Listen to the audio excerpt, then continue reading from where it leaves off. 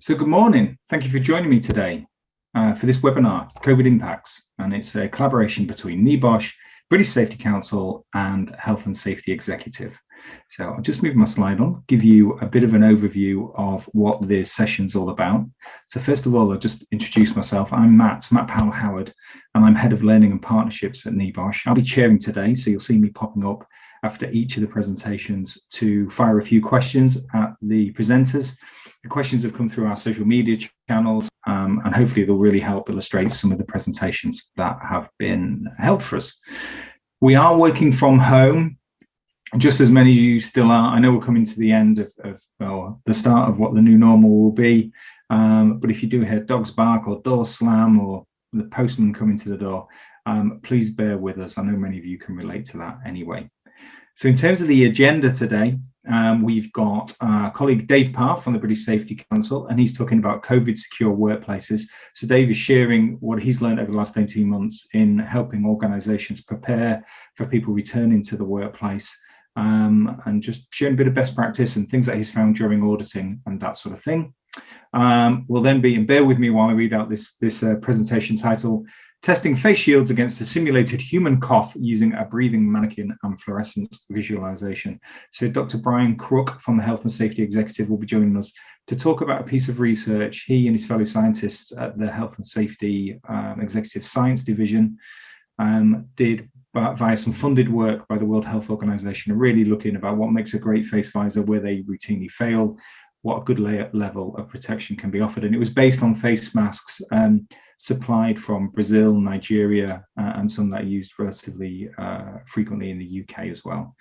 We'll then be moving on to a presentation by Dr. Judy Riggs from British Safety Council again.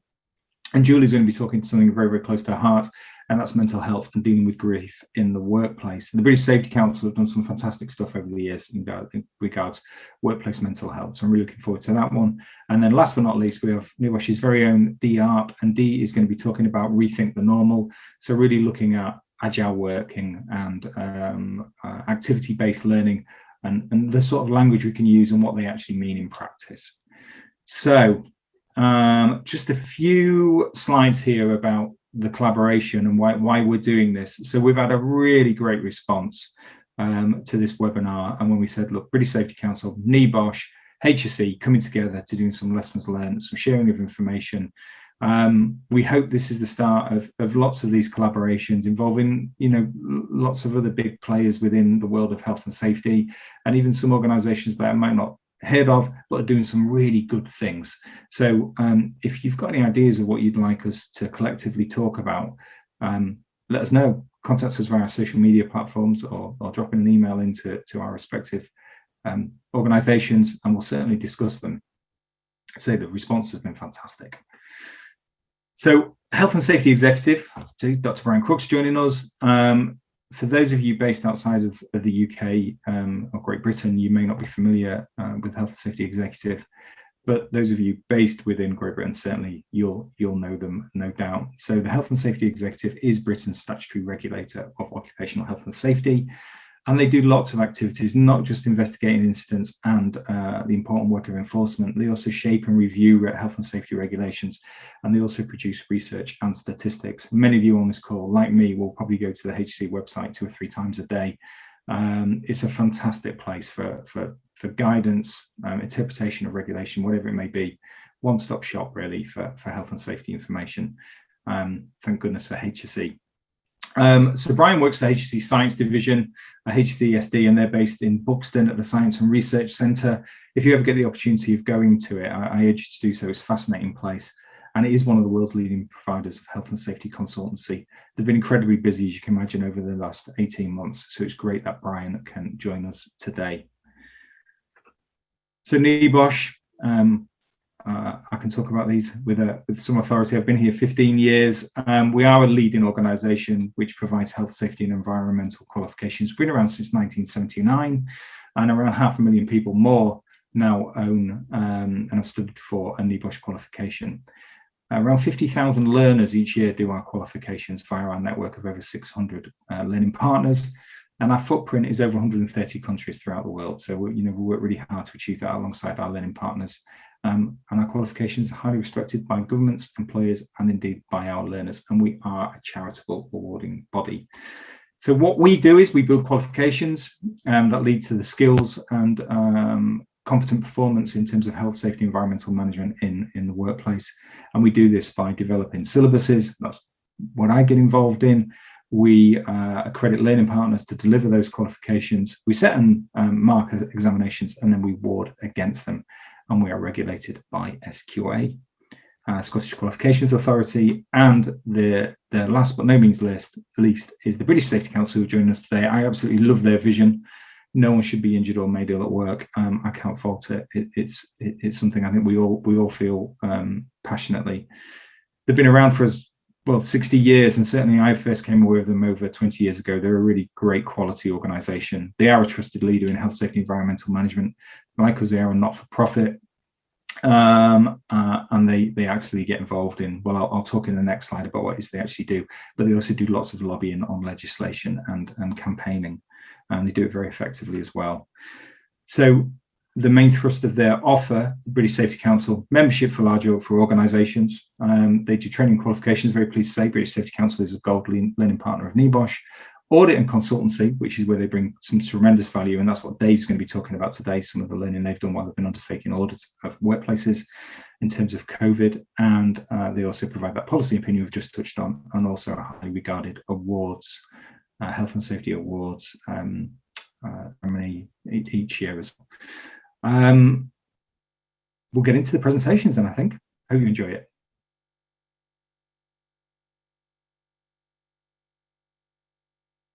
Over to you, David. Okay, yeah, thanks, Matt, and good morning, everyone. Thank you for taking the time out to join the webinar session today.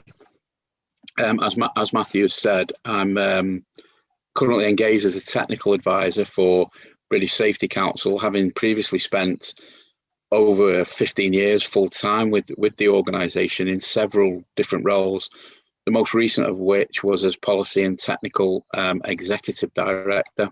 Excuse me. During this time, I've worked with and provided support to many clients in India and the Middle East, and I continue to do so actually through the British Safety Council. And these clients are in all different sectors, and we have an office in Mumbai as well.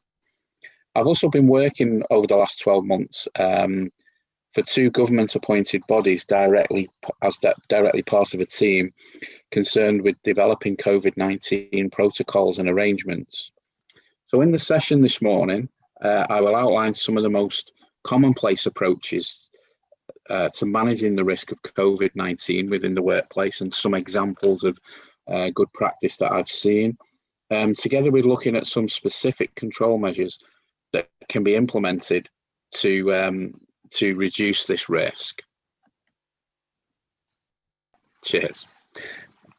So as we just before we look at the risk management approach, or the sort of recognised model for risk management approach, a little bit of context really. So as we're all only too aware, early last year, governments across the world attempted to manage the risk of the transmission of the COVID-19 virus pandemic, whilst at the same time trying to protect and maintain economic stability.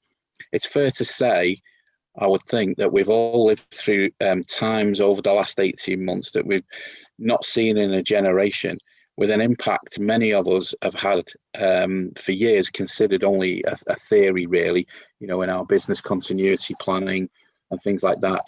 It's a unique situation that we've all experienced and are still experiencing now.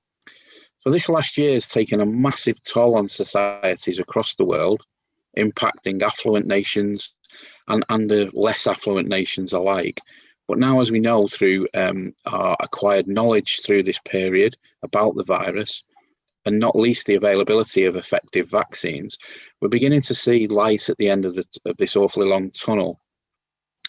Throughout the pandemic, new information, science, technology, and learning about the virus has influenced how organisations see their emergence back to full operating capacity. And it's probably fair to say that at the moment, the biggest impact recently has been the vaccination programs, which are underway around the world. However, we need to be aware of the challenges that remain even after effective inoculation is applied globally. So as restrictions begin to be relaxed, so within the UK, for example, organisations must develop their plans to bring workers, clients, customers and visitors back into their workplaces, whilst keeping in mind that COVID-19 is still with us. It hasn't gone away. So the risk of transmission needs to be effectively managed, of course. The primary focus in this process should remain on risk management, which, as we all know, is a key component in any health and safety or welfare and well-being related process. So as you can see there on the slide, so effective workplace risk management in relation to COVID-19 transmission can be considered in two distinct areas, and it's a combination of systems, i.e. our risk management and planning, and behaviours. So if we look at the risk management, we're talking here about the systems that sit behind the controls, so risk assessment, planning, strategies, policies, defined roles and responsibilities, effective communication and training, and most importantly, planning and review. And we'll look at a couple of these shortly.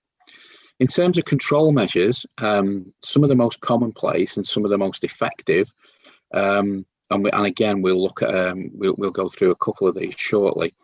This is more behavioural, so it's a combination of systems and behaviours to effectively control the risk. So this includes remote working, as we've all been sort of familiar with, contact avoidance, health control and surveillance, health monitoring and surveillance, social distancing, PPE, and not last but not least, staff wellbeing. So the COVID-19 risk management process should follow a recognised plan, do, check, act process, and I think most people will be familiar with the component parts of plan, do, and check, act. Plan, do, and check, act is a very, very commonplace management cycle. It's a repetitive cycle. It feeds into continual improvement. So on the planning side, we're looking at assessing the risks, planning the control measures to manage those risks, and we're looking, most importantly, in my view at this point, is allocating roles and responsibilities. And again, we'll look at that shortly. In terms of implementing and maintaining controls, obviously that's the doing part of the cycle. Communication and training, and I can't stress enough here the importance of consultation with and participation of staff in determining the control measures. There is a subtle difference between consulting and participating.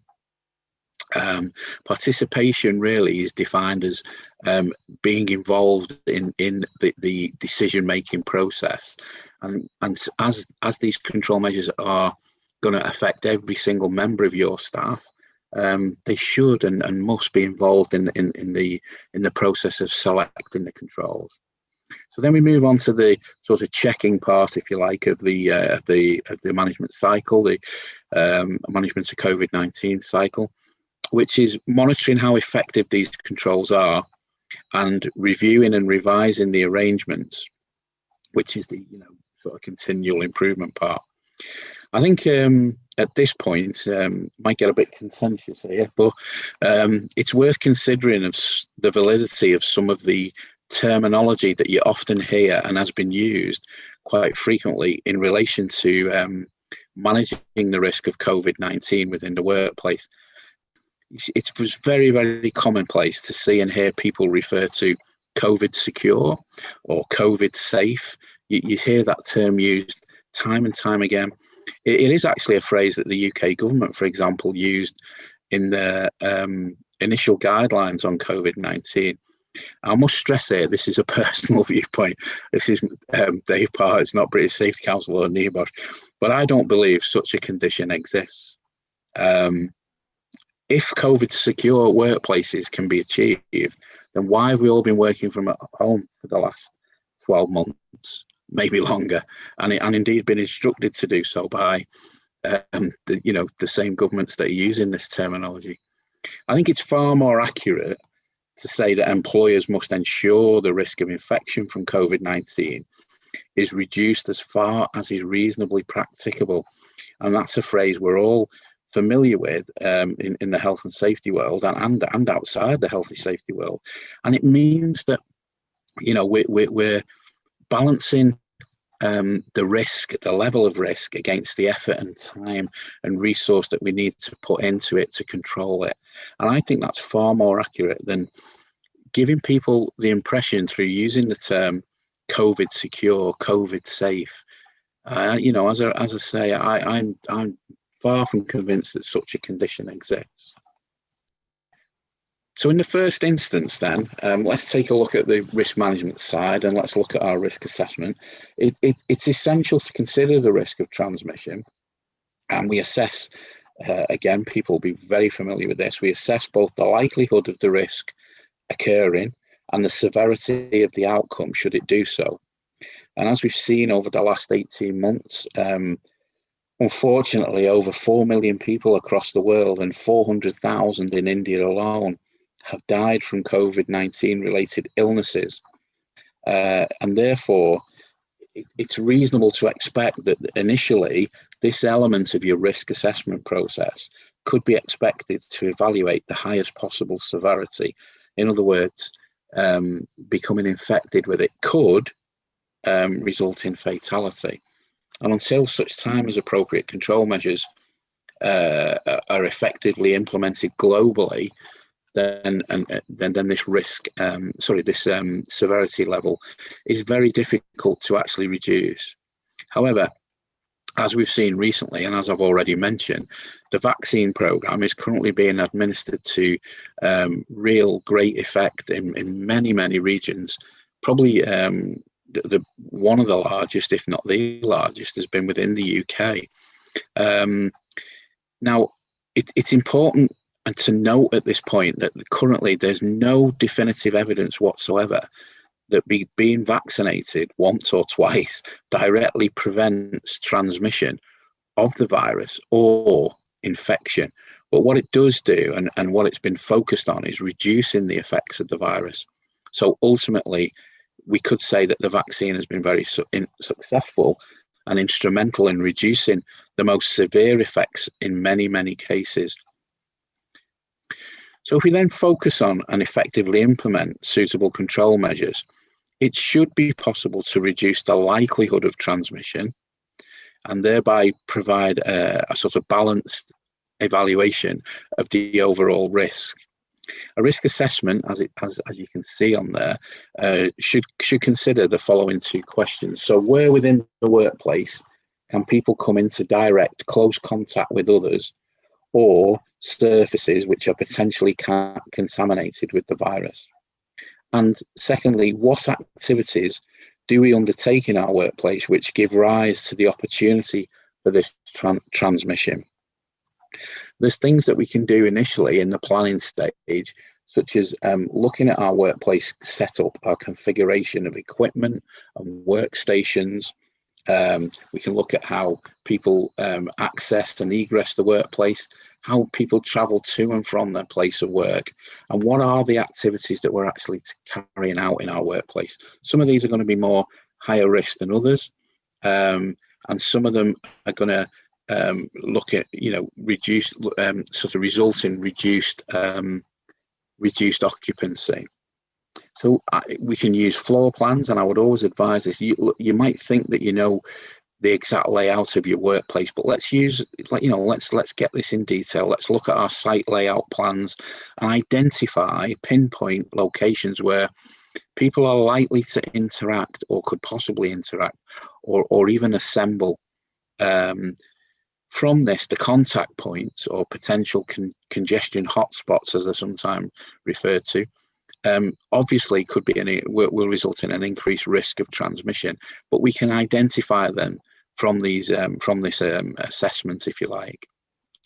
So once we've completed the COVID risk assessment, and most organisations carry out a COVID-specific risk assessment now, rather than including it as a hazard within their generic assessment. So I would advise that, to be honest, because you can go into much more detail with a specific risk assessment. So once we've done that, we should then be looking at including the risk assessment findings and controls, putting it into an overall plan, a framework, a strategy for managing this risk of transmission. So it's important that we get the right personnel within the business, and we allocate them specific roles and responsibilities for developing and communicating and implementing and monitoring these control measures that we've identified. And it must be the role of senior management within the organisation. It has to be to lead and oversee these preparations, and most importantly, to provide sufficient resources and support to make sure that these measures are effective. We need to share our information, understanding of the control measures selected, and of the underlying approach, because if we do this, you're far more likely to get staff on board, as it were. They're far more likely to be compliant, and most importantly, provide them with reassurance and make the control measures sustainable. So what has been successful, if you like, in addressing the issue of people coming back into the workplace, and I'll talk about that shortly, is developing and sort of implementing I hesitate to call it induction, but a return to work sort of familiarization is probably a better word. Inviting employees back to the workplace, because don't forget, some employees will have been, not all, but some will have been away from the workplace for quite some time. So by carrying out this return to work familiarization, this can be either done virtually, through a film or a live stream, or actually invite the person in, for a short period, not actually to work, but just to take a look round and look at how things have changed. This allows people to work out how they're going to get there, and adapt themselves to new layouts and working arrangements as they get into the work, before they get into the workplace, I should say. So the final sort of key aspect of this, of the Plan, Do, Check, Act, and we've planned our measures, we've implemented them now, we're monitoring them, and the final thing is to make sure we do regularly review and monitor the implementation of the controls, and make sure that non-conformances or ineffective use of the controls, that we address them immediately, and put something in place that's more acceptable to people and more effective. The transmission of the virus is opportunistic, and as we've seen, it can exploit any weaknesses in our control measures. So therefore, we need to make sure that we're monitoring these closely, and in my experience, again, daily monitoring of the more significant controls is preferred. So as part of this review process, the feedback from employees and others must be considered to ensure the control measures remain effective. We need to also look at government and sector specific advice, because this changes quite frequently, as we know. For example, in the UK, recently the rules and regulations have been relaxed somewhat into guidance and advisory status. So having established our well-structured risk management approach through risk assessment, our strategic plan, defining the roles and responsibilities, we've communicated it effectively, we've consulted, and we've got our review and monitoring process in place. Let's just take a quick look now at some of the main control measures which should be implemented to reduce the risk of transmission. So beyond total avoidance of personal contact, so for example, through remote working at home, there's no one single measure, there's no silver bullet with this. There's no one measure that can provide total safeguarding for the combinations of work activities and the way people move around the workplace.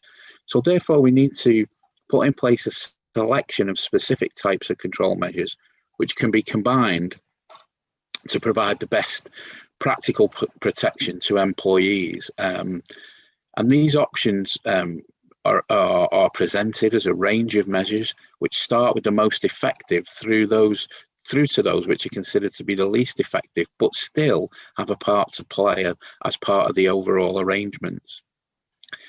So each control measure should be supported by, as we've said, this consultation, information, and in some cases training for staff who need to adopt the controls. People are much more willing and receptive to adopt controls and adhere to them if they understand why they're needed and how it will help protect them from others.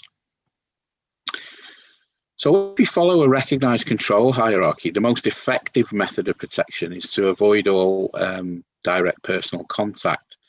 We've seen through the pandemic that almost all organizations, either through choice or national direction, have introduced remote-based working, for example, home-based, at some stage as a main control against the risk of transmission. So such measures have introduced their own risks, though, not least of which has been mental health and well-being issues, which my colleague Julie Riggs will discuss in detail. Staff who've been identified as clinically vulnerable or extremely vulnerable, so for example, they're currently undergoing treatment for health conditions, should be suitably protected, and it's often has involved shielding from others during the pandemic. We need to provide relevant guidance, support and health monitoring as part of our overall controls for such people. The gradual return to the workplace, or at least planning a hybrid, flexible working approach, if you like, should be the ultimate objective once we've made certain that our control measures are effective and sustainable. There we go. So maintaining a safe distance from others whilst at work is the commonest form of protection adopted within workplaces, as it sort of significantly reduces the likelihood of the virus being passed by direct contact and airborne transmission. Most people have now mainly become accustomed to this social distancing, as it's referred to, in all aspects of our lives, outside of the workplace, shopping, recreation, etc. However, there will be work situations and operations for which organisations will need to consider how social distancing can best be achieved and maintained.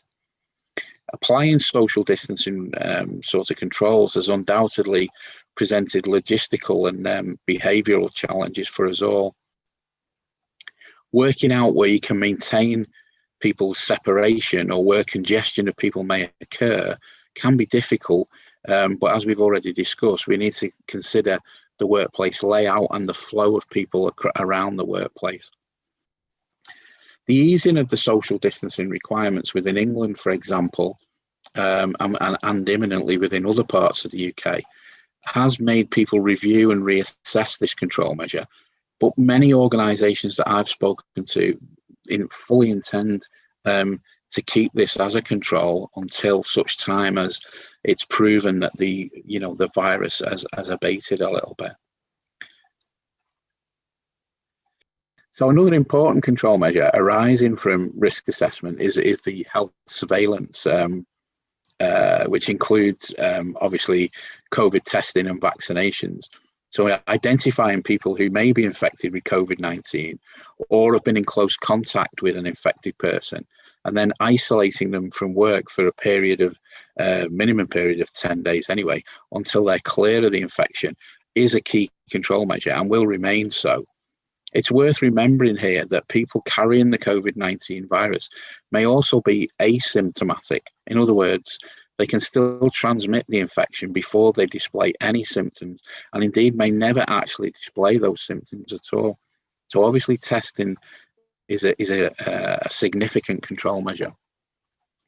Dependent upon the nature of your business and the operations in it and the sector you're involved in, it may be that you consider it appropriate to implement a testing program on site, or utilize government appointed facilities.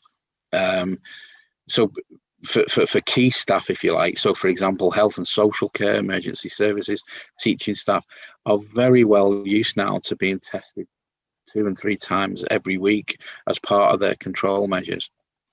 So there's 2 main types of tests that are commonly used. There's what's referred to as an LFT, a lateral flow test, and a PCR test, which is a polymerase chain reaction testing. The LFT test is probably the one we're more familiar with, and maybe many people have used. It uses a swab sample from your nose or throat to quickly determine if you're infected with the coronavirus. They're very useful due to their sort of quick turnaround, if you like, and can be quite easily self-administered. Although initially there were some doubts about their efficiency, there's been significant improvements in their efficacy rates recently, but they're still considered to be less accurate than the PCR test, which is usually taken by or administered to people who are displaying symptoms. In the workplace, it's important to ensure we've got supporting procedures for this, for training and information that's developed and available for staff, and again, effectively communicated as part of your testing process, especially where you're using the LFT, the self-administered testing. And this is particularly important for any staff who return a positive outcome and will need to self-isolate for a minimum period of 10 days. Probably worth just pointing out here as well that it's generally recommended that people who have tested positive with an LFT then follow up with a PCR test, and if they are positive and it's confirmed and are self-isolating, after the 10-day period, and providing they're not displaying any symptoms, the symptoms have abated, they shouldn't really retest for a further period of 90 days. This is because the viral load of COVID-19 remains in your respiratory tract, but it's non-contagious. But what it can do is, if you test again within that 90 days, it's very likely to indicate that you're positive again, and then the whole cycle of self-isolation starts all over again. So the only caveat with that is, obviously, if you display symptoms again, then you should test again. Obviously, that's unlikely. It's very unlikely, but just a caveat there. So, as a minimum requirement, I should say, confidential health assessments. I've seen these used quite a lot. Self-declaration by employees. So, employees, a basic statement completed by the employee before they return to work, which confirms they're not currently suffering with or has not suffered the symptoms of COVID-19, has not tested positive. Probably a 10-day period is the most common I've seen, and persons with whom they share in their household with are free from symptoms. It's just a basic benchmark, if you like, bottom line, baseline, reassurance that you're not displaying any symptoms before you come back into the workplace. So looking at a couple more sort of frequent controls now, individual personal hygiene plays an important role in reducing the spread of the infection, and information and instructions should be provided to all employees and visitors to the workplace on the sort of behaviours we expect within the workplace.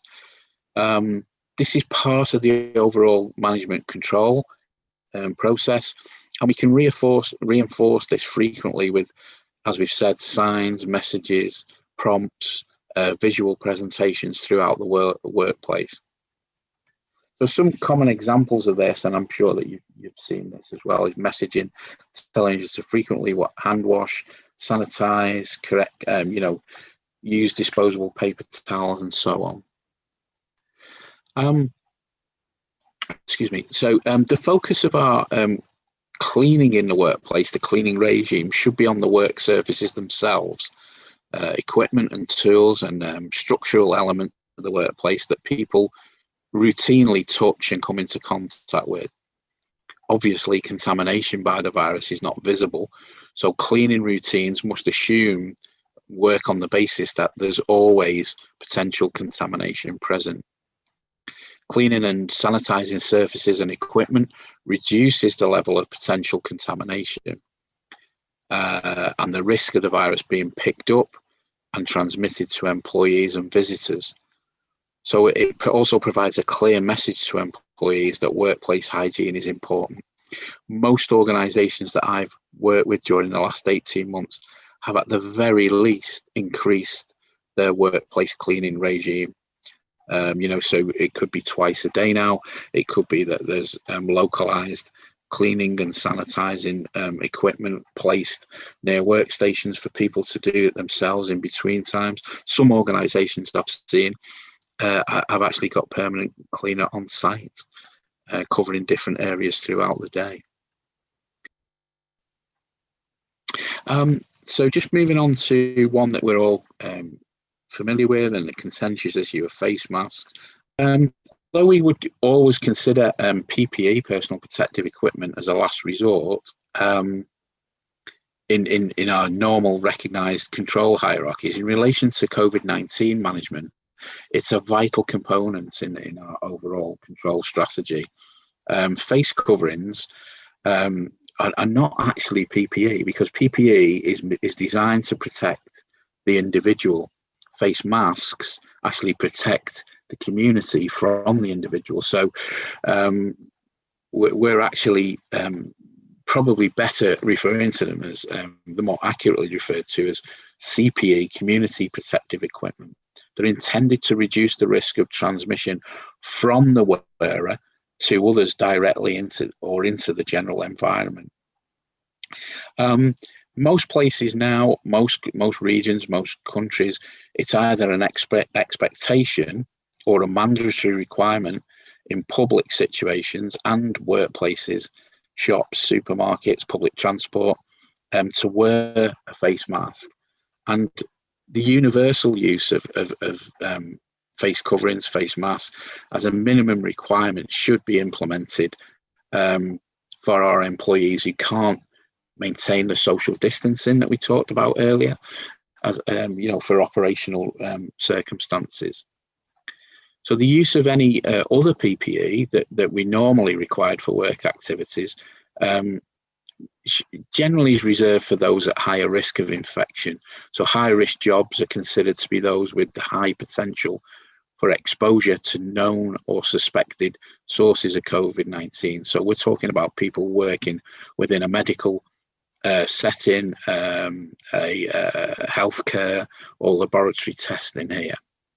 On the other hand, however, sort of face visors, shields are a form of PPE designed to protect the wearer from the airborne transmission, and they should really be provide a good level of protection for the wearer as they cover the whole face. They should still be worn in combination with other PPE, the face visors I'm talking about now, for maximum protection. And we should keep in mind that some individuals may be exempt from wearing face coverings due to health conditions. At this point, again, just to re-emphasize, I know I've sort of repeated myself, but face visors, shields, masks shouldn't be relied upon to provide full protection from infection. They're part of a series of control measures. The pandemic itself has presented us with a unique set of circumstances and challenges, and each of the controls I've outlined rely on our behaviours, which obviously will vary according to changes in capability, opportunity, motivation for them to be effectively implemented. There is a high risk of what's known as COVID fatigue. That is to say, people's compliance with adapted controls and expectations start to wear thin, erode, drop off, whatever the phrase is. Most people, everyone really, has been adversely impacted in some way either directly or indirectly. And we shouldn't underestimate the effect on our mental health and well-being. Stress, anxiety, post-traumatic traumatic stress, depression. These are all things that we need to consider now as employers across any sector. And again, Julie is going to pick this up later in the session. So the availability of good workplace ventilation, finally, is a key control measure. General ventilation is readily available, and it will dilute the airborne viral droplets. And we can achieve this in most workplaces through opening doors and windows, just making sure, of course, we don't compromise other controls such as fire safety, for example. Air conditioning systems, if we're using them, should be primarily providing fresh air supply rather than recirculated air wherever we can. And it is best to try, and it's recommended to ensure that 3 to 5 air exchanges per hour is the level that we're looking to achieve. So finally then, the COVID-19 pandemic has presented significant challenges within the workplace and society generally. The risk of transmission and infection presents a two-way hazard on a scale that's never really been encountered previously. It's had a profound effect on the way all organisations approach risk management excuse me, and carry out their operations in whatever sector you're involved in. The entire world has had to change our behaviours in the workplace, and socially has affected us in different ways, and will probably do so for many years to come, perhaps even permanently. Personally, I think some of this behavioural change has been positive. Many people have readjusted their work-life balance for the better.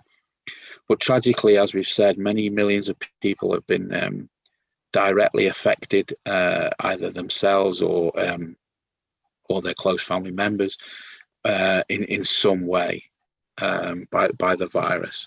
Remember that every workplace is different, and it will need tailored, bespoke solutions to suit your operations. But through careful planning, effective consultation, and participating staff in the process, we can put together effective controls to minimise the risk of infection as far as we can.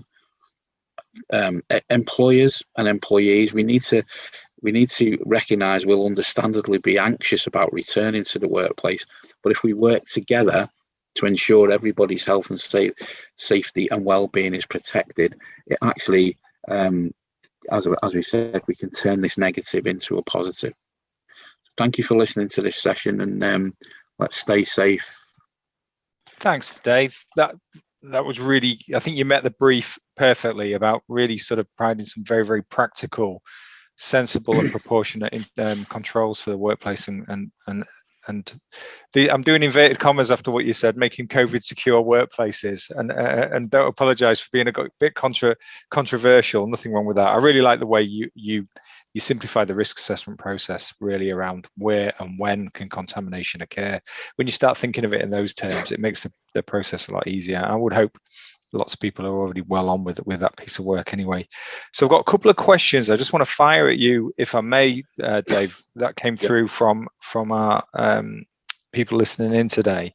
So one of them's around perspex screens. So apparently perspex screens may actually make things worse. It's not something I've heard in all honesty, but obviously it's a concern for the person who wrote it, so we should cover it. Apparently perspex screens make things worse. Have companies wasted their money? It's actually a really good point. It's not as sort of obscure as it may initially sound.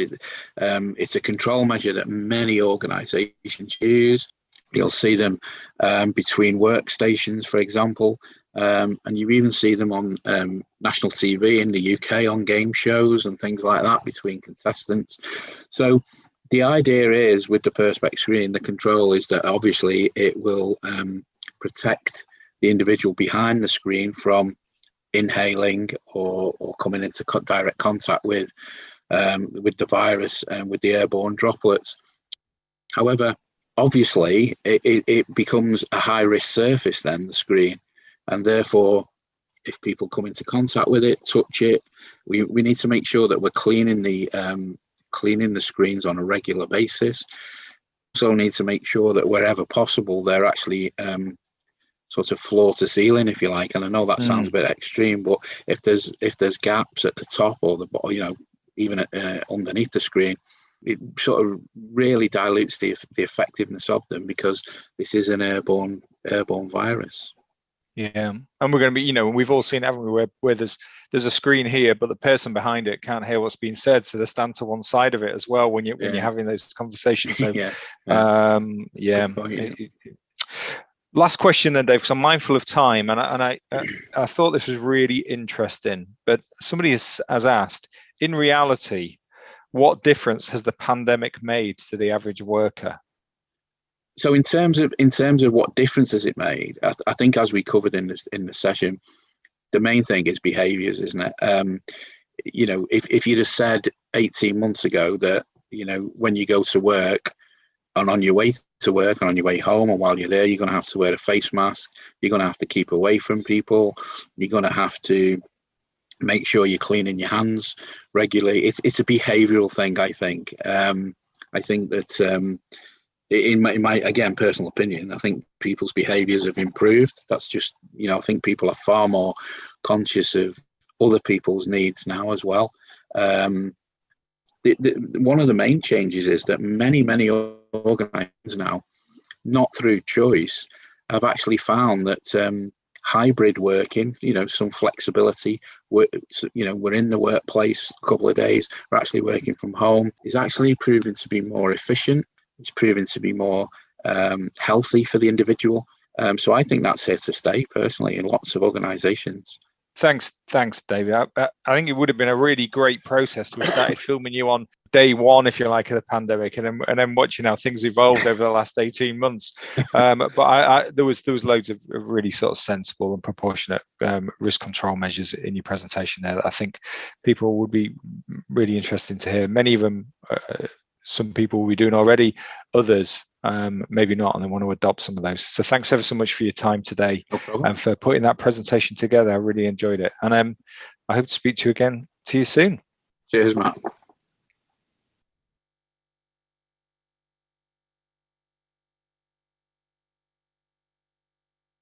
Okay, I'm now joined by Dr. Brian Crook from the Health and Safety Executive.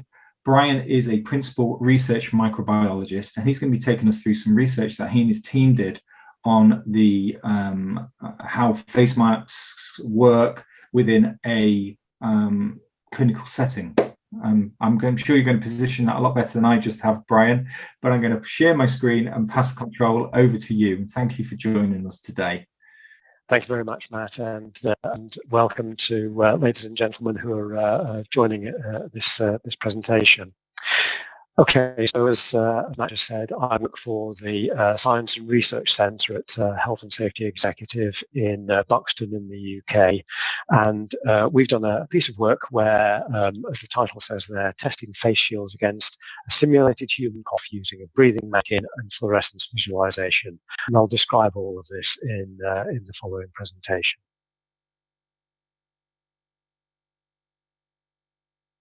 So I'd like to acknowledge my collaborators in this, so my HSE colleagues, Paul Johnson, Claire, Zoe and Sam, who've all worked very hard in providing the data that I'm presenting to you today. This work has been funded by Health and Safety Executive and also the World Health Organization. So the WHO project included partners from University of East Anglia in the UK, Public Health England, and also people from the University of Sao Paulo in Brazil and the University of Lagos in Nigeria. Next slide, please, Matt. So background to this is obviously during the COVID-19 pandemic, the use of various PPE items and compounds in protecting healthcare workers and also in a measured public from cross-infection. In the UK, face shields, or visors as we'll call them for the rest of this presentation, are used either alone or, as you can see in the images here, for healthcare workers, either in combination with fluid repellent surgical masks or where there's more risky procedures such as aerosol generating procedures in combination with close-fitting face filtering face piece respirators. So as you can imagine, there's a wide range of visor designs exist, and it can be assumed that some will protect better than others, but what we didn't have was the information about this.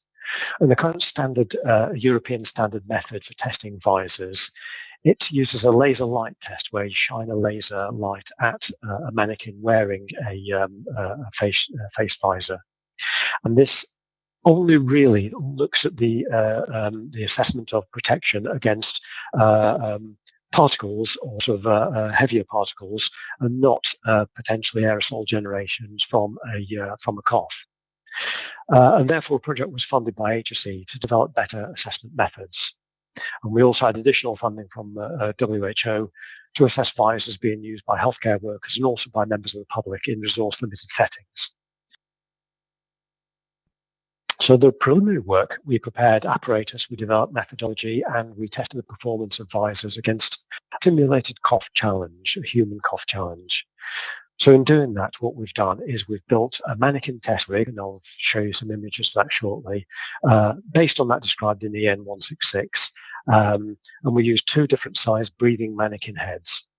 We built a cough simulator to deliver droplets of fluorescent, UV fluorescent dye and aerosols to mimic the physiology of a cough. And we use this combination of a cough simulator and a breathing mannequin test rig to challenge a range of visors, again, using fluorescent markers as a simulated cough. And the visors that we used were sourced from UK NHS and also from the World Health Organization, and from visors currently used in Brazil, Nigeria, and Tanzania. Next slide, please. So this image just gives you a summary. It shows you the mannequin head. So you've got, as you can see on the screen here, you've got a mannequin head mounted on a rig that can tilt it forward and backward and side to side. We also have connections, so you can connect this to a breathing machine. And we have two different sizes of mannequin head, either a large one or a small one. Next slide, please. So this shows a cough simulator. So essentially what you've got is an airbrush that delivers spray droplets of the fluorochrome, the fluorescent tracer, into this tube. And we've got here a piston that, when activated, it provides a simulation of the physiology of a cough. So it's the same sort of volume and velocity of person coughing, and the cough is then generated from this end of the tube. So next slide, please. And this just shows some of the virus testing in progress. We've got one of the face visors, the Nigerian one, mounted on the mannequin head, and this is tilted forward, so you can see it's moving. And this, the background here shows the breathing mannequin, which is connected to the mannequin. So a breathing machine, connected to the mannequin. So we were testing this in a worst case scenario. So you've got the cough being generated within 60 centimeters of this mannequin head in various different orientations, forward, back, side to side. And we timed it so that the mannequin was breathing in as the cough was generated. So it's the worst possible situation of being coughed directly at, which is mimicking a human cough, and also the person wearing the face shield is breathing in at the same time. Okay, next slide, please. This shows a couple of examples of templates. So we had an absorbent template that is neutral under UV light, and then onto this we can then visualize fluorescent dye in droplets being deposited on the template. The template was divided into three regions around the eye, the nose, and the mouth region. And this is just an example of an unprotected mannequin template on the mannequin. And it's a bit difficult to say, but you can actually see just here sort of little tiny droplets shining under UV light, and they're fairly evenly distributed around the face when it's in the face-on position. And then the next slide, please. This just shows the same thing with an unprotected mannequin, and it's tilted back. So again, you can get you can see fluorescent droplets mostly around the mouth region when the head is tilted back. Okay, so that just shows a couple of examples of how the templates that we tested look on an unprotected mannequin. Next slide, please. And this just shows a range of the mannequins that we tested. So under the HSE project, funded project, we tested 14 visors. But this just shows the 9 visors, the other 9 visors that we tested under the WHO project. So this includes this one here, which was from the WHO PPE stockpile. These 2 were sourced from Nigeria. These 3 and these 2 were sourced from Brazil. And this last one was made in Tanzania from recycled materials. We tested all of these, and as you can see from the images here, they range in different styles and design. And we tested them all on 2 different head sizes. And the work that we did in the laboratory also tied in with questionnaires that were conducted in Brazil and Nigeria to look at people's perceptions of different styles of face shield, how well they thought they protected them, and how comfortable they felt to wear. Next slide, please. Okay, so this just gives a summary of the results and the observations. So, as I said earlier on, we measured deposition in 3 different regions around the eye, the nose, and the mouth, and we found that deposition of fluorescent copper particles they breached the face visors, and this was most likely to arise in position 2, with the head face on but tilted back, as you can see in the image there. And what happened there is that you're more likely to get deposition, especially with this mask here, with this visor here, you're more likely to get deposition around the mouth region because it was obviously entering underneath the visor. With this type of visor here, you got more deposition around the eyes at the top when the head was tilted forward. And this is probably associated with types of visors with a gap at the headband. As you can see in this image here, this one doesn't have, it has an open top to the headband. And finally, we found that you got different levels of protectiveness to do with the size, the shape, and the length of the visor. So this one, for example, was fairly short on the head there, and fairly short around the mouth region as well. We found that this one gave rise to quite a lot of deposition, but we have found this one protected more on smaller head because it wrapped around the head a little bit more. So this gives a few examples of the results and the observations. Next slide, please. So in summary, we found that although none of the face shields that we tested totally eliminated exposure, and we found that there were differences in level of protection afforded by each. However, all of the face shields gave some protection from exposure to a cough directed at them, and therefore we can conclude that they would offer some protection against SARS coronavirus, the virus that causes COVID-19. And in summary, therefore, we can say that face visors are an important component in the range of protective measures against SARS coronavirus 2. Next slide, please. And in describing some of the ongoing and future work, so we're currently completing work on the remaining visors in the HSE project, and we're also going to be testing safety goggles. We're also aiming to develop this methodology that we've described and that we've developed into a standard test method that can be used by others. But in doing so, we're also aware that the apparatus and the equipment that we've developed in our laboratory is quite complicated and therefore would be difficult to replicate in resource-limited settings. And therefore, we're simplifying the test methodology using simpler spray devices and maybe just a manikin head rather than a breathing head. And we believe that this will provide a way that we can test this method and use these methods for others can test the range of designs of face shield and face visor. And what we also think is that this information that we've provided can then inform the design of people making face shields so that they can make ones that will better protect people. Last slide, please. And with that, I'd like to thank you all for listening, and also we can then go on to some questions. Thanks, Brian. That was absolutely fascinating. Seriously, I've got a question for me actually before we get to a few of the questions which have been sent through.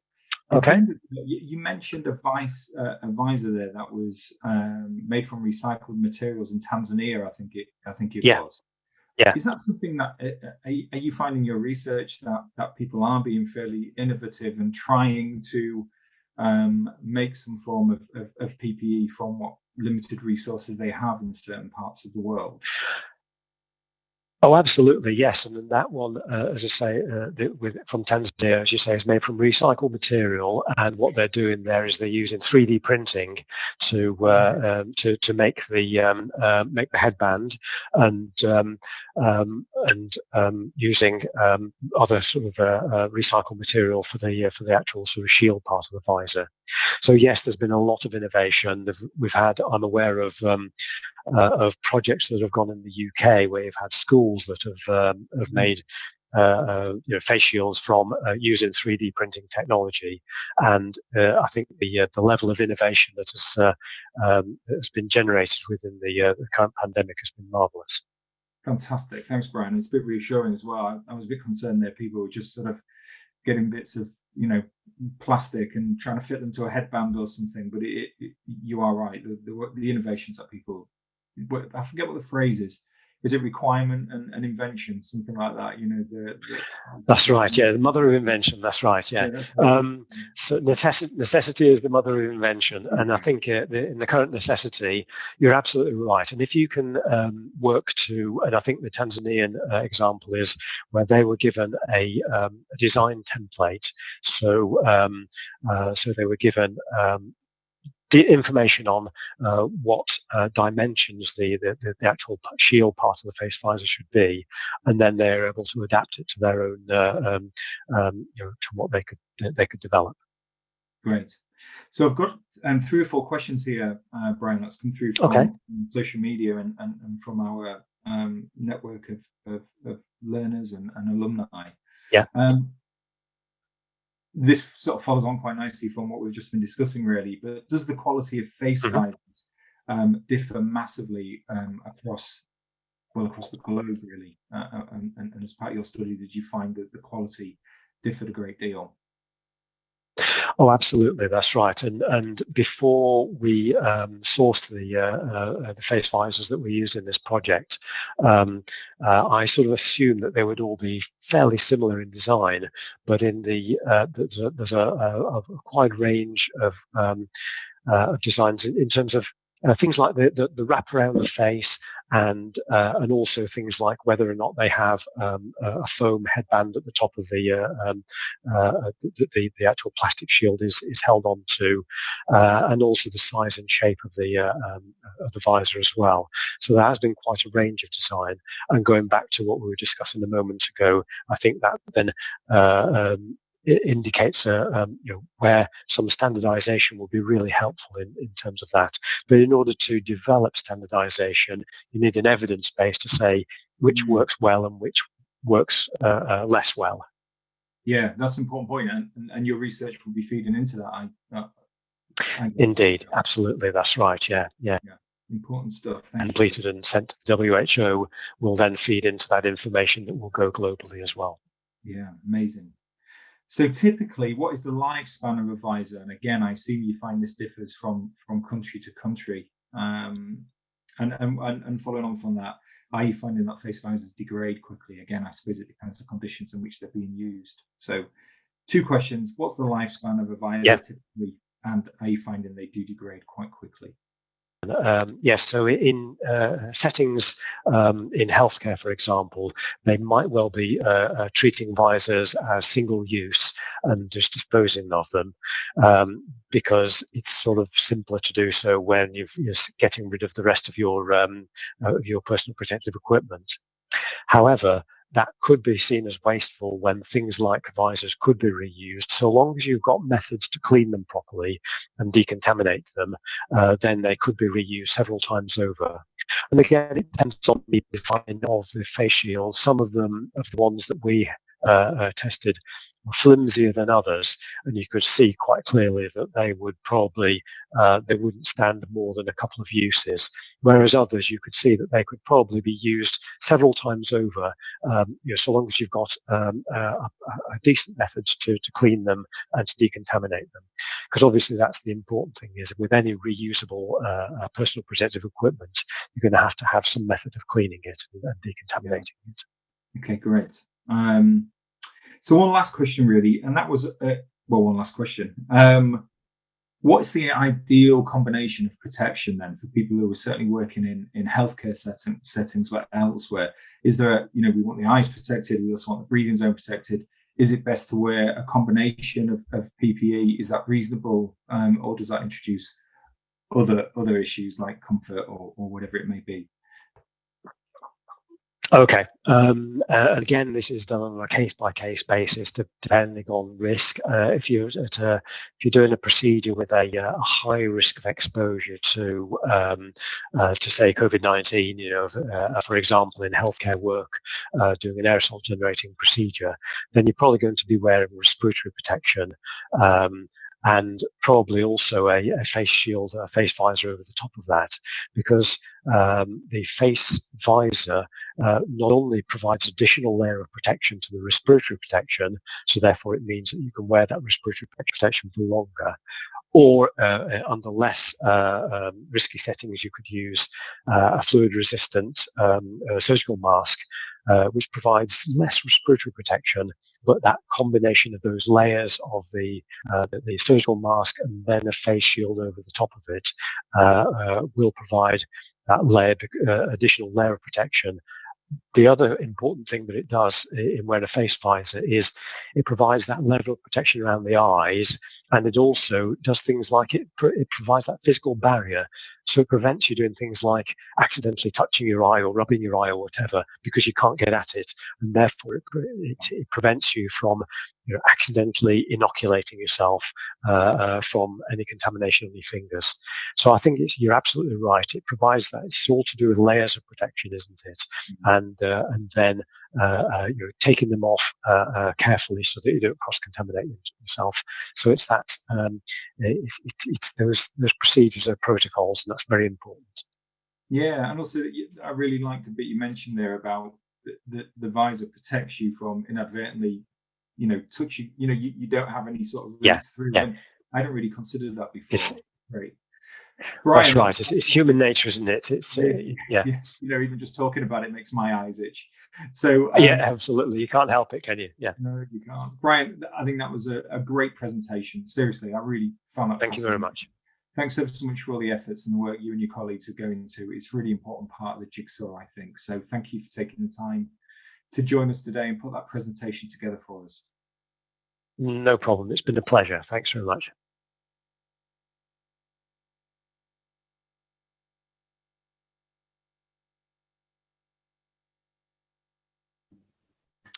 Right, now I'm joined by my colleague, Dr. Julie Riggs, who's Head of Education at the British Safety Council. Hi, Julie. Hello, how are you, Matt? I'm very good. Thanks very much for joining us today. Julie's going to be taking us through her presentation, which is mental health and dealing with grief in the workplace. It's a particular interest of mine. So I'm going to hand you over to Julie. Julie's going to give you an introduction about herself, because obviously she knows herself far better than I do. And while she's doing that, I'm just going to share my screen and hand over controls to Julie. Julie, over to you. Thank you very much, Matt. Thank you for the opportunity to speak today. And so just to give you some background, I work as Senior Head of Education at British Safety Council, and I've worked as a practitioner for over 30 years and also as a trainer, and that's working sort of strategic, corporate and global roles across quite a broad range of industries. I have a master's and a doctorate in the field. I'm also a writer and a published author. And I do a lot of work around sort of new initiatives, government research, advisory standards, but I have a particular passion in education and lifelong learning. So in this particular session, we're going to be focusing on this real collective, profound grief that we're all sharing globally. We're going to explore the little bit of the impact on mental health before and also during COVID, the disruption that it's had to our critical healthcare services. We're also going to look at the short and long-term impact of loss and grief, and look at some of the interventions that we need to take around promoting, protecting, and caring for our society. So mental health, when we start to think about mental health, it's a state of mental well-being, and it relates to the social and emotional well-being of individuals and also our communities. So having good mental health is more than just being an absence of disease. It's about our enjoyment of life, our ability to cope, how we bounce back from stress. It's also about your thoughts and your feelings and how you cope with the ups and downs of everyday life. Sometimes we describe it as an individual's ongoing state which enables a person to thrive. Actually, there's quite a lot of different types of definitions out there, but it's having confidence in yourself, living and working productively, having a sense of purpose, being able to manage change when it occurs. These are all factors that influence our mental well-being. And as we move through different stages of our life, our circumstances will change, our mental health can also change too. And that can be from very mild symptoms to time-limited types of distress, to in some cases, some very severe forms of mental health conditions. There are lots of reasons why your mental well-being can change, and it may be because of a change of employment, retirement, redundancies, bereavement, perhaps relationship or family problems. Maybe you have money worries, perhaps you're a carer yourself, or perhaps just even being on your own. So some of these examples have really been exaggerated by the impact of COVID. Mental health is more common than most people think. But when we talk about mental health, is it abnormally normal? Now, of course, we know on one level, mental health is clearly abnormal. It involves our thoughts and our feelings and our perception and our behaviors. And those are often very different to the everyday experiences of most people. It can cause severe distress that is not ordinary. However, on a very different level, mental health is deeply normal. It's normal because mental illness has been with us since mankind, from the earliest histories. If we look back at some of the literature of the world, we talk about Shakespeare, and we see that he talks about madness in a number of his plays like Hamlet and Othello. Emily Dickinson, she wrote some amazing poems, but you can actually see her descriptions talking about depression. So we know that 1 in 4 people will experience mental illness during the course of their life. It is with us, it will continue to be with us as long as we're around. So you could actually say that mental well-being is part of our human condition. It's fairly normal. So it's very important understanding that we remove the stigma and we start talking openly about mental health. We should also be mindful of the impact COVID is having on our mental health collectively and globally at the moment. We know that COVID affects the brain in many different ways. So we've had reports that it affects the loss of smell, the loss of taste. It can impact our weaknesses, our fatigue. It can give us muscle pain. It can also lead to depression, anxiety. So we know there's some long-term effects around it. We initially thought that some of the neurological conditions and symptoms that we saw coming out of COVID were for perhaps some of the more severe cases. But actually, we're seeing it in even the most mild cases. And we've seen a lot of reports in the news about this long COVID. So it appears that COVID is affecting our mental health and it's affecting our brain. And we can consider it almost the norm rather than the exception. So let's zoom out a little bit and look globally. Mental health is one of the most neglected areas of our health globally. This was true before COVID, but the pandemic has further worsened the status of our mental health. Mental health concerns and treatment usually take a back seat when there are limited resources, and particularly when we're all geared up for the pandemic containment. So in this global humanitarian crisis, mental health issues have been reported from all over the world, and you can see some of the stats we're presenting today. They're staggering. According to the World Health Organization, the COVID pandemic has disrupted or in some cases completely halted critical mental health services in around 93% of countries worldwide. And this is while the demand for mental health is increasing. So given the chronic nature of this disease that translates into a significant economic impact worldwide, We know that countries spend less than 2% on their health budgets on mental health. And it's expected in the next 10 years, depression will put more burden on nations than any other disease. Yet despite the fact that we know this, we are not investing. We know for every $1 that you invest in mental health for treatments, we actually get a return of $5. It helps improve health and efficiency. So there really is a time for us to start collectively thinking about mental health. So if we actually start to look at the focus around India as well, it's no different to the rest of our world. The pandemic is affecting our global communities in very similar ways. COVID-19 positive patients often suffer from depression, anxiety, and post-traumatic stress relating to the disease. Frontline workers often face stigma from their communities and families, and they have to deal with the fear of getting infected. They also suffer from burnout, anxiety, and insomnia, just related to the overwhelming workloads. So while the challenge faced by COVID patients and frontline workers are relatively more noticeable, the issues that often go unnoticed and unaddressed are that of the general population. So studies are revealing to us that mental health issues like anxiety, depression, stress, loneliness have emerged progressively around the general population during this outbreak. A different subject, but very important for us to talk about, is the increase of suicide, specifically around young people, and particularly during this time. And it can be triggered by isolation during the quarantine period. Clinical observations have also shown us there's an increase of alcohol and drug use, as well as severe withdrawal symptoms due to the sudden unavailability of alcohol or other addictive substances during this lockdown. Sometimes we refer to the mental health crisis as a hidden pandemic itself. The current burden on our health service is straining under the impact of COVID.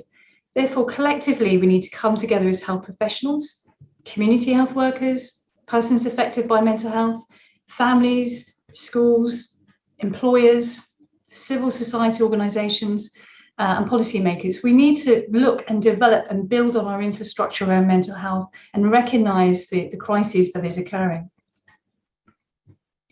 The pandemic itself is fueling a wave of grief and loss that's just unprecedented in living memory. We've talked about the extreme spectrums, depression, suicide, and you can see from the stats discussing the prevalence of mental health. However, during the COVID-19 pandemic, everybody has suffered some type of loss. For some, it's the tragic loss of a loved one. For others, it's the anticipation grief when someone is ill, the loss of routine, the familiar, missed family gatherings or coffee with friends, cancelled vacations, postponed family events, even the loss of going into an office every day. So these sources of loss, big and small, are radiating across our work and personal lives. The true prevalence of mental health disorders globally remains poorly understood.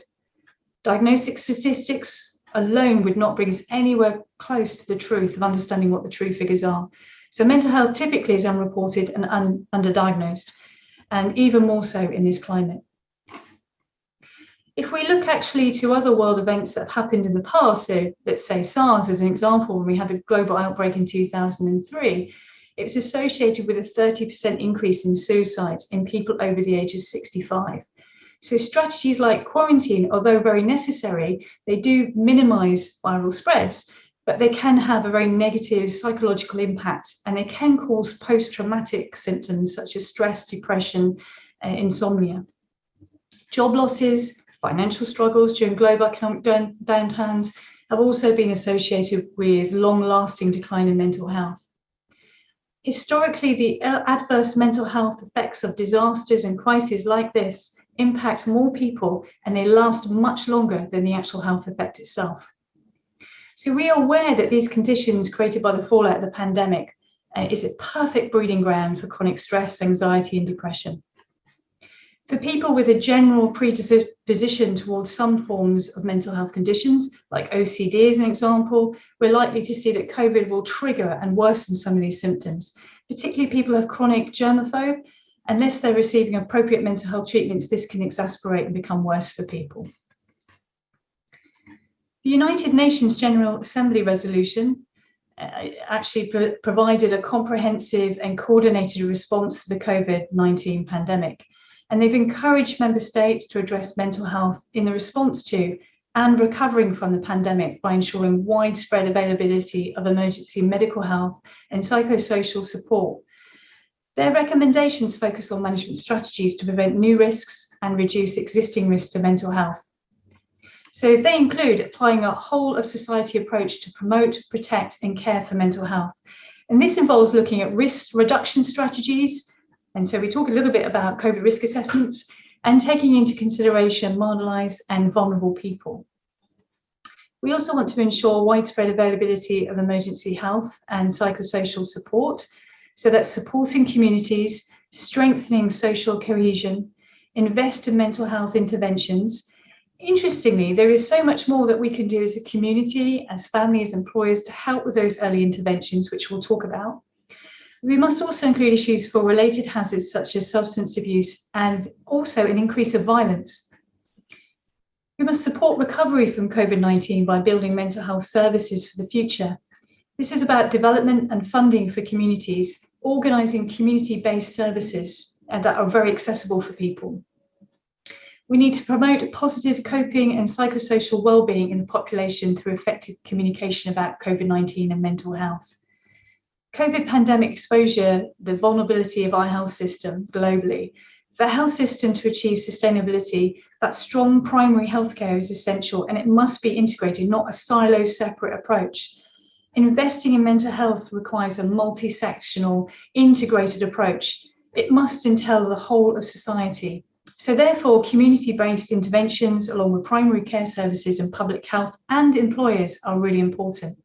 There are numerous policies and interventions that have taken place by the government, which have yielded some great results. And if we think about the policy level actions, such as the first mental health policy in 2014 and passing the Mental Health Care Act in 2017.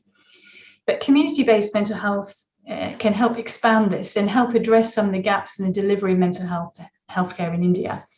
And by these provisions, they will be affecting and managing a global crisis that stretches often the support infrastructure. So as a community, we need to support these interventions, and sometimes our contributions can actually make a difference.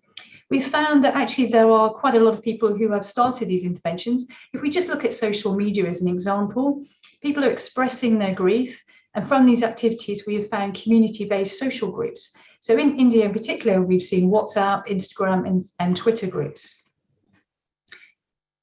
So while COVID has thrown up many challenges to employers, bereavement and grief have probably been fairly new issues. And that globally, most employers have not been prepared to manage this level that's sweeping the globe at the moment.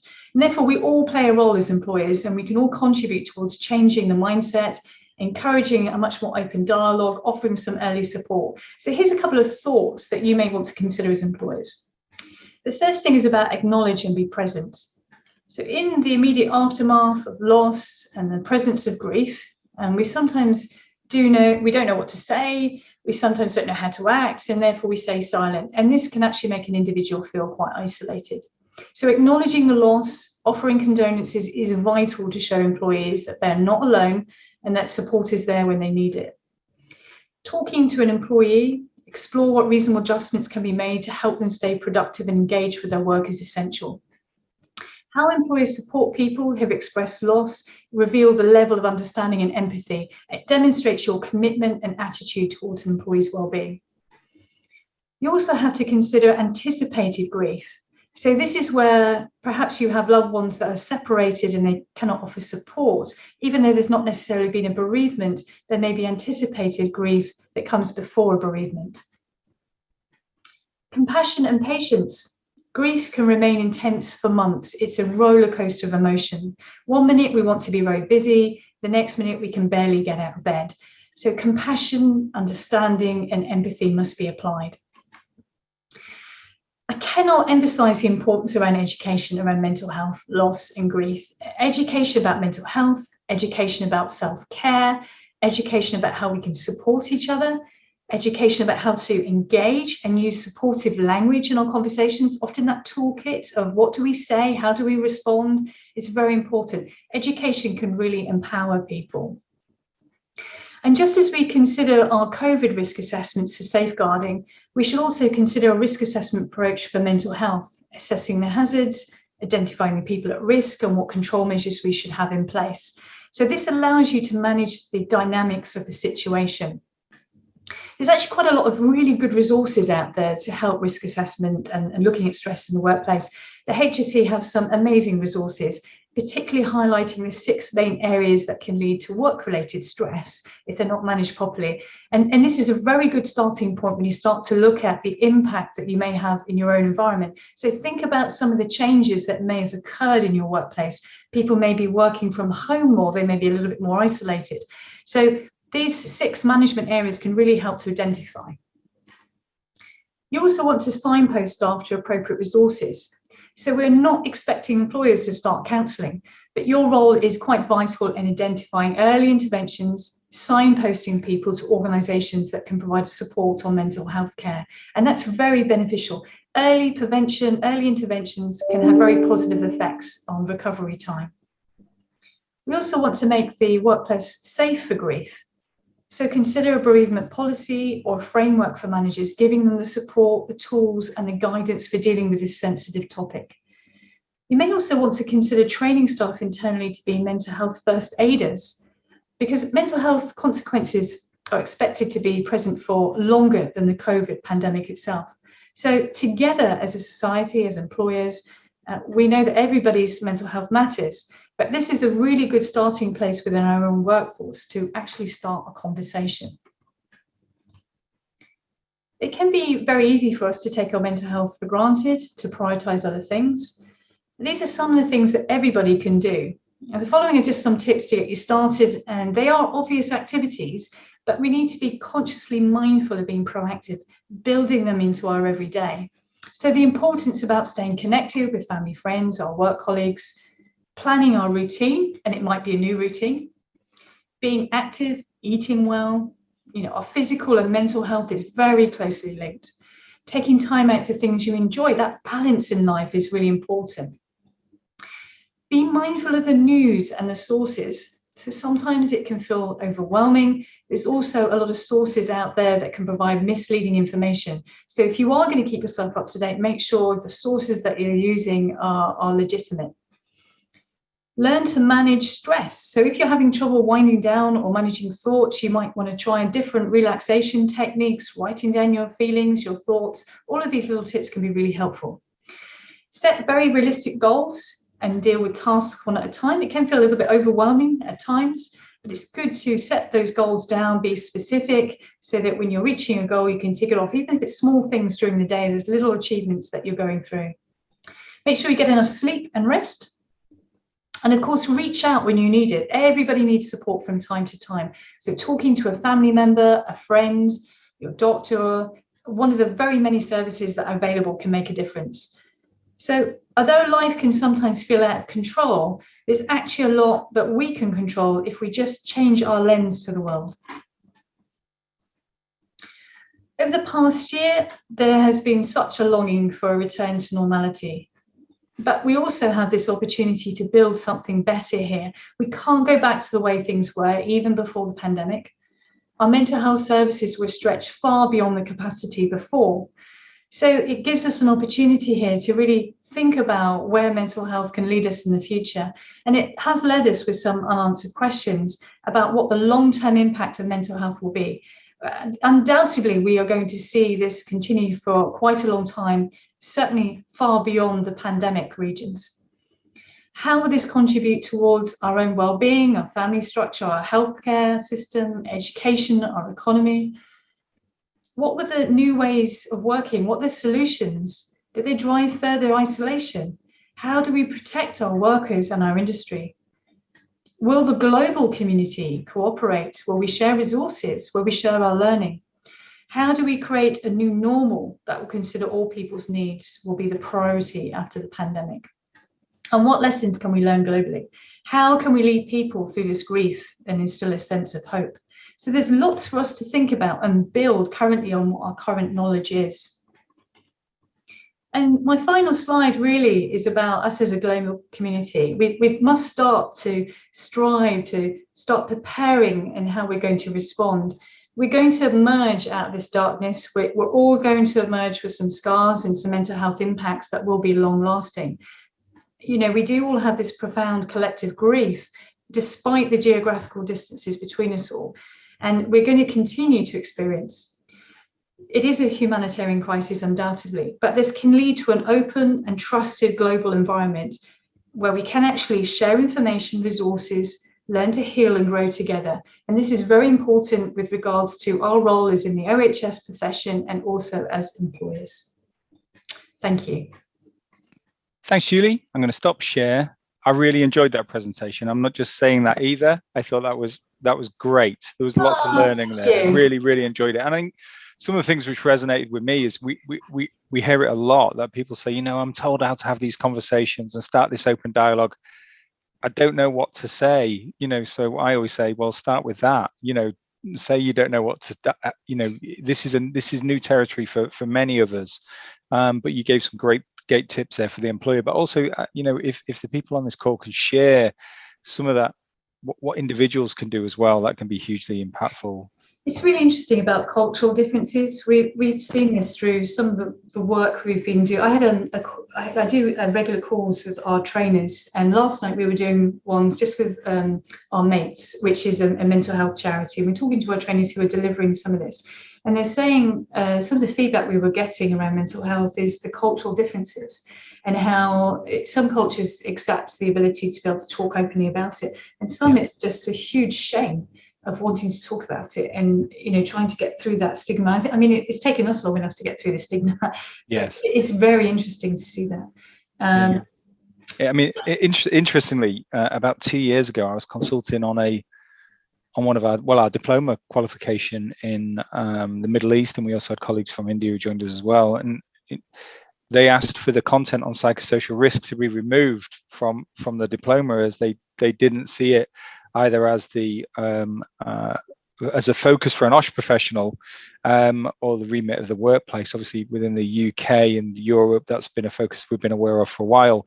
We didn't remove it, you'll be pleased to know, I'm sure, Julie, but it really struck me as being showing the differences culturally between where we all are within the health and safety community, really. I think as OHS professionals, this is something I was talking about 10 years ago, that I believe that we have a really important role to play around public and social health, mainly from the signposting more than anything. When we think about the transferable skills of an OHS practitioner, we have those skills to understand how to communicate, relate, motivate, persuade, influence. We talk about risk, we talk about controls, but actually if we apply them to some of the public and social health topics and conversations, we could actually have a really big impact here and start to contribute in a much wider remit. Yeah.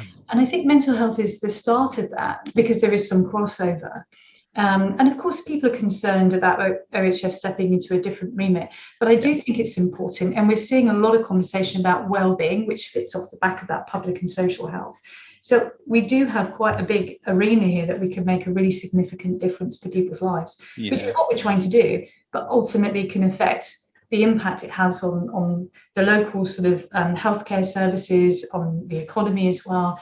It can be huge. And I would undoubtedly see that mental health will kickstart other sort of topics that I can see the OSHA profession getting much more involved in. Fantastic. Well, I've actually got a big long list of questions here. We haven't got time, unfortunately, but I could talk to you for well, I'll use the whole of the webinar time we've got talking to you, Julie. I'm not able to. I'd be pretty bad chair if I did that. It's been fantastic that you've joined us today. I've really enjoyed your presentation. I'm sure our colleagues who are listening have as well. Thank you very much. Thank you, Matt.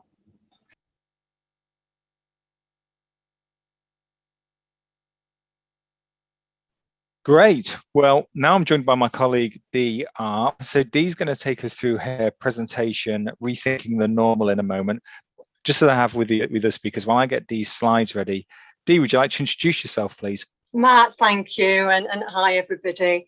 Yeah, delighted to be here at this event. As Matt said, I'm Dee. I'm the Chief Operating Officer at NEBOSH, and there's a slide to confirm that. And as I said, delighted to be speaking at this event. And I think now more than ever, these kind of things are so important for us to support each other. The whole world is being challenged by COVID. It's so important to say that we support each other and have events like this to share learning and best practice and work through it together. So Matt, the next slide, please. So again, as Matt said, my session is on rethinking the normal. And that's just another example when we talk about the new normal or rethinking the normal. It's terminology that's come into our everyday language that we didn't have before, like lockdown, like furloughing, like lateral flow testing. And it's just all examples of the significance of the pandemic that we've all lived through this last 12 to 18 months. It's touched, as we know, every corner of the world. It's impacted on how we live, on how we learn, how we work. And everybody in some shape or form, to a lesser or a greater degree, has had to rethink what was previously considered normal. And now as some of the restrictions are starting to be lifted in different areas of the world, there's decisions to be made on, is that rethinking now going to be a temporary or a permanent solution, or is it somewhere in between? So governments have had to rethink the normal, and we know the economic considerations have been crucial in this whole journey. But we also know that means nothing if we can't protect human life. And at this point in time, our hearts, our prayers go out to people who have lost loved ones during this challenging time, and indeed those individuals that are still battling with the health challenges of COVID. And that human cost and impact has been core to the way organisations have worked, not only to survive in terms of their businesses and their operations, but also to protect the people that deliver those operations, and also everybody else that they engage with in the workplace. And NEBOSH, like every other organisation, has put those people first. So from March last year, all of our then office-based staff, within a matter of days, were up and running and working from home. So I think, again, the pandemic has shown that the human race can be extraordinary. Excuse me.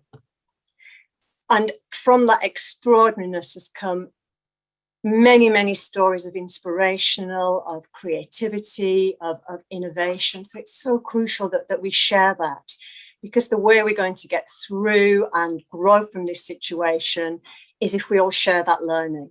And if we share that learning, we can then come up with a justified and a deliberate management response to this situation.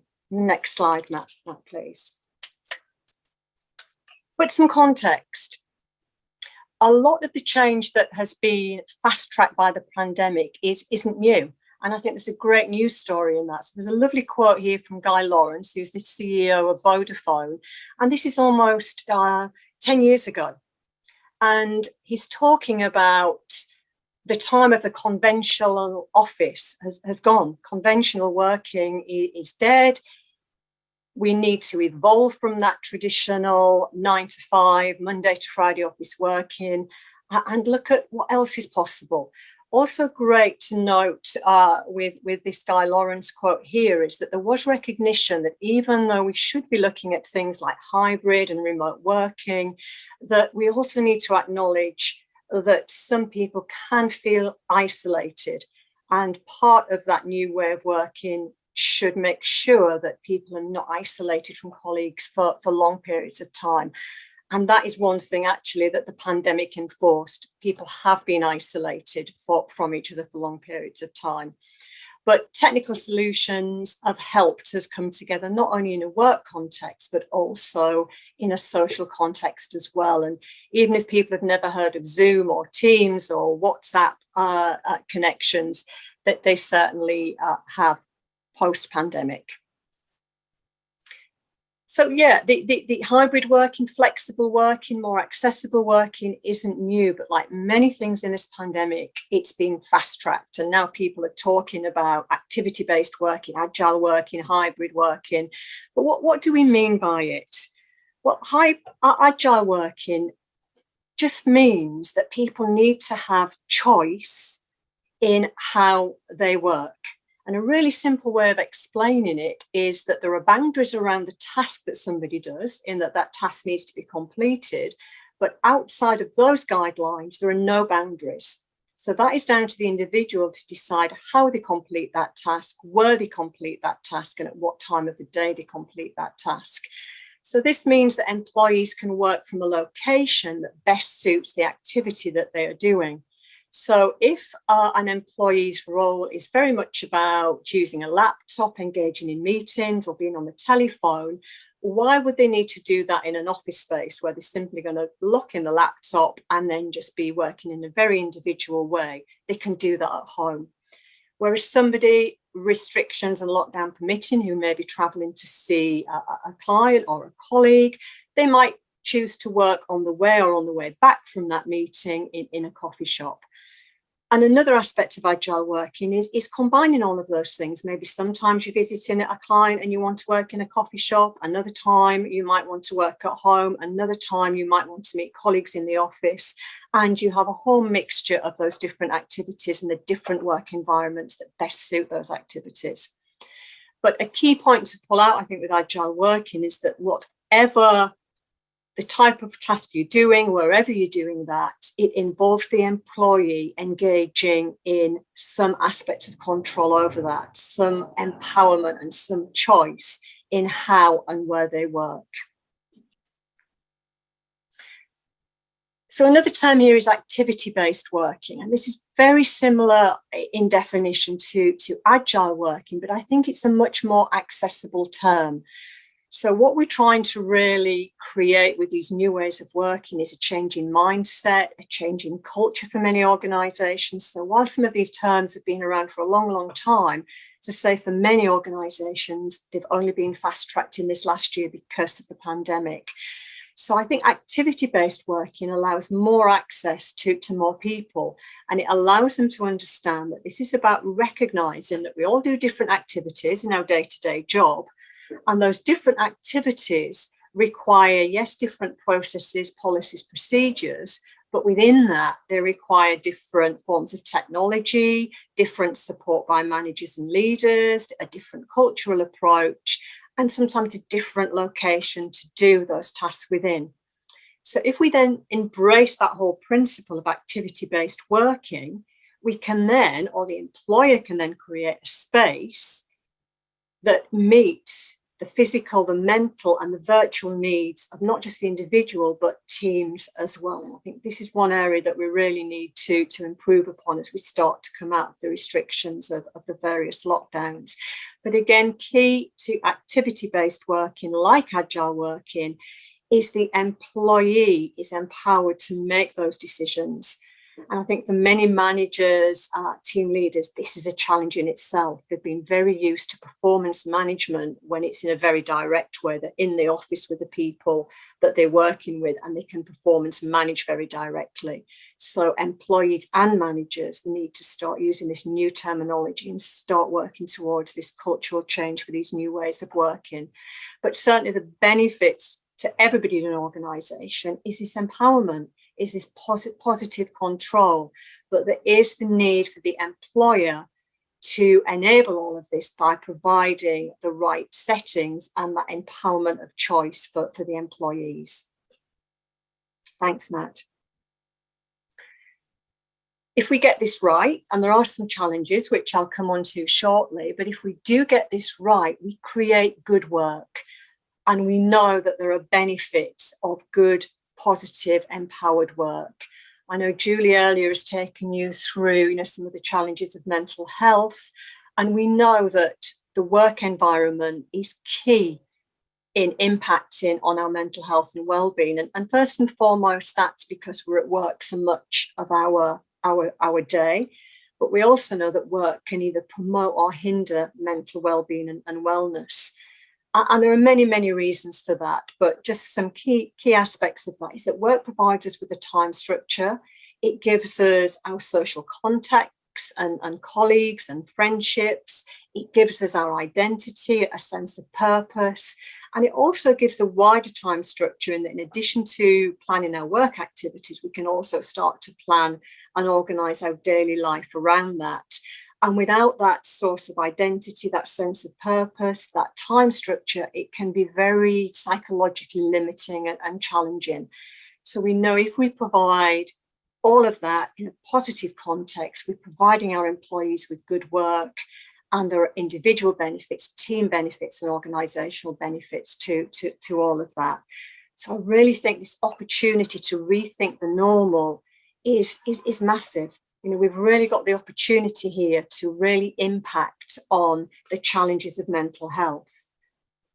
And the next one, Matt, as I say, Julie's already spoken about this, but even pre-pandemic, we as health and safety practitioners and professionals were aware of the huge size of the problem.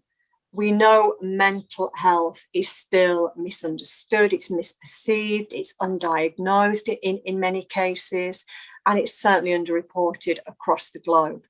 And we know that the challenges of the pandemic have really increased the problem of mental health and wellness in many, many ways. And what we're seeing now in some of the statistics is that as cases in some areas of the world of COVID are falling, we're seeing an increase in the number of cases of mental health. So a real opportunity here to embrace mental health and well-being in rethinking the normal, and really take this opportunity to improve workplaces for everybody and create good work. So we haven't got long in this session. There is so much we could talk about, but we are now defining our own futures, and there's a real opportunity to embrace the positives from the huge changes in the normal that individuals, organizations, politicians across the world have had to do over the last 12 to 18 months. So we have got these choices now. Have some of those changes and adaptations just been temporary to see us through the restrictions, or can we now use the lessons learned and the best practices and the improvements to define our future? I think there's two key areas really to think about when we think about the rethinking of the normal and that definition of our future. And the first is we've already had to really swiftly embrace and embed technology into how we work in able to survive. You know, we've done that at NEBOSH as well, and probably across organizations across the world. Teams, Zooms, other platforms have become, you know, that way of surviving, not only to get work done, but to maintain social contact as well. And I think now we need to catch up with that swift move towards technology in the digital space. We've now got to catch up with that changing mindset and a different culture to really adapt to this hybrid, agile working, whatever we choose to call it. And that's going to rely on really good leadership skills, good input from the health and safety profession. And we have those skills and knowledge already. We just need to repurpose them for this very different challenge. We've got the opportunity to really embrace mental health and well-being in this, and really consider that in everything that we do change into embedding these best practices.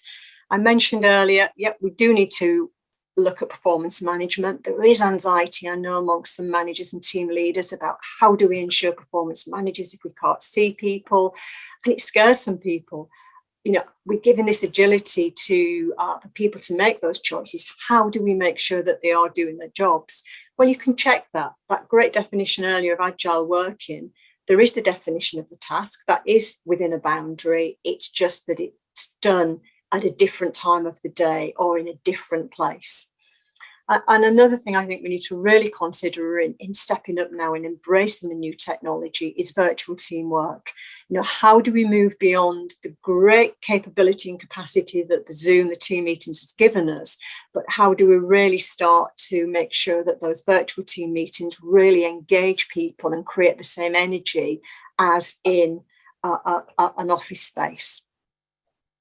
And the next one, Matt, thank you. So we know there are challenges. We know we need to really change mindsets, to change cultures. And it's doing that after a period of huge fear. People have had to deal with all of the holistic challenges of the pandemic. And in the workplace, they've had to embed new processes, new technology, really be stretched for high demands, different ways of doing things. And as technology has come in by necessity, people are often pressured, they feel frustrated because they haven't had the time to be trained, or they haven't had the guidance and support that they need to actually embrace that new technology. So we now need to take that breath, that step back, and look at what people need in terms of training for online and digital tools, really support them in how to embrace that to its best effect so they can really become more engaged wherever they are doing their tasks. We know a challenge is isolation from colleagues. And again, organisations have done great jobs in keeping people connected, in using some of these platforms like Zoom and Teams, and I keep mentioning those two because it's two that we've used to good effect, but also using them for social contact as well as the work team meetings. But how do we go beyond that to replicate that energy that you can get when you are face to face? So I think there's work to do there. But first of all, we need to build trust. People have come through periods of restructures in organisation. They've come through furloughing. So, leaders and management really need to start to build trust as we come out of recovery and crisis projects into building the foundations for the future. And if we can keep the individual, that mental health and wellbeing at the core of that, we can really now start to bring people on that journey of change. And there are studies coming out now that really are detailing the benefits of this new norm in terms of rethinking the normal in the workplace, not going back to the conventional office-based workplace, but really delivering this concept of inclusive working, really supporting the fact that people can live their lives at home. That allows them to, parents to build in the needs of the children, more people who are perhaps caring for another family member. It allows them to do all of that while still really being a successful and impactful member of the workforce. So that has got great psychological impact, coupled with the fact that agile working, flexible working, more accessible working empowers people. If people have got that choice and they're trusted to have that choice, we get that great, wellness and mental well-being improvement, which leads to happier, healthier, fitter employees. And then we get that cyclic improvement, performance improves, and individuals, teams, and the organisation thrives. And I think as well, if we really start to move on past just the basic virtual team meeting, that employees, colleagues will start to interact on a whole range of different levels because technology allows them to. And also as we start to recreate workspaces, so instead of just having that traditional office environment where people have got fixed desks, we can start to think about, well, how do we really make that workspace more engaging? What do we want the office environment for? If people can do the majority of the tasks at home, do we need an office workspace? And if we do, what do we want to happen there? Is that the workspace to be created for colleagues to collaborate? We can really build in that benefit. And finally, though, we've got removing the daily commute. I certainly have really appreciated not having to travel in times when the roads are busy and start the day after perhaps an hour's journey. So there's a whole piece around the environmental benefits of that, the reduction of congestion, the reduction of road risk. So if we really rise to the challenges, respond in the right way to those challenges, there are so many benefits that we can really start to build in to the new normal as it's been phrased.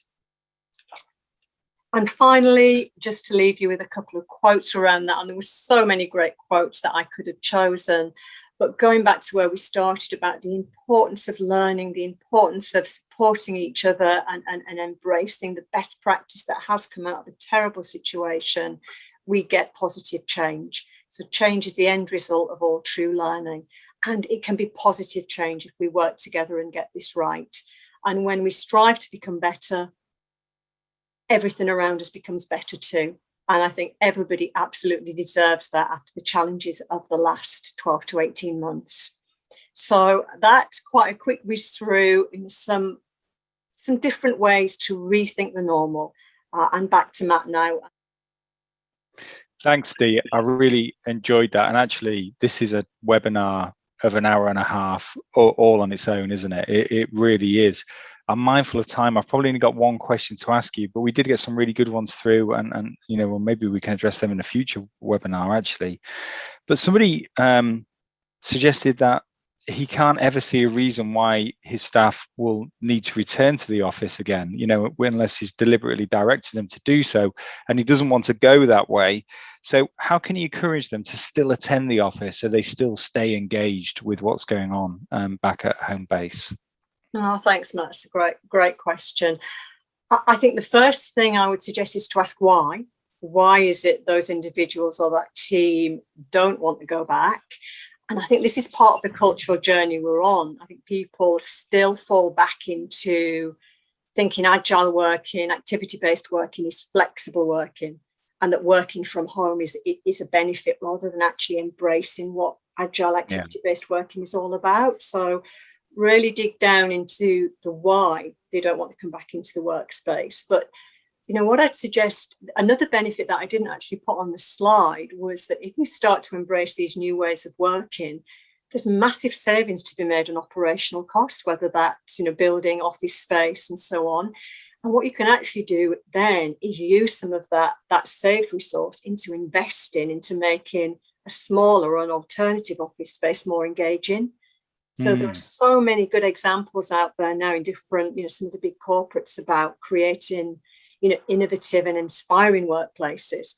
So instead of just trying to recreate the home-based environment, create a workspace where colleagues can collaborate, where they can meet in an inspirational workspace. You know, we've got some work to do at NEBOSH on that, you know, not just having the traditional fixed desk environment, but a really colourful and inspirational environment that inspires some great different thinking. Yeah, and you're right, Dee, and it doesn't have to be all sort of high-tech, huge expense. It can just be, you know, just a nice place to sit and work and spark off each other positively, doesn't it? Absolutely. Yeah, so it's a really good point. That's what people have missed, you know, that energy of just being together. Yeah. But yeah, back to that concept of, you know, what are the boundaries of the task and how it's going to be carried out, but beyond that, where is the best place to do it? So if it's something that requires, you know, some strategic thinking or a new way of doing something, get people together, and like you say, in that colourful environment to spark that. Yeah. Hey, brilliant. Thanks, Dee. Really enjoyed that, seriously. We're going to have to bring the webinar to a close now. I hope you've all got something from it. Certainly some takeaways there for me.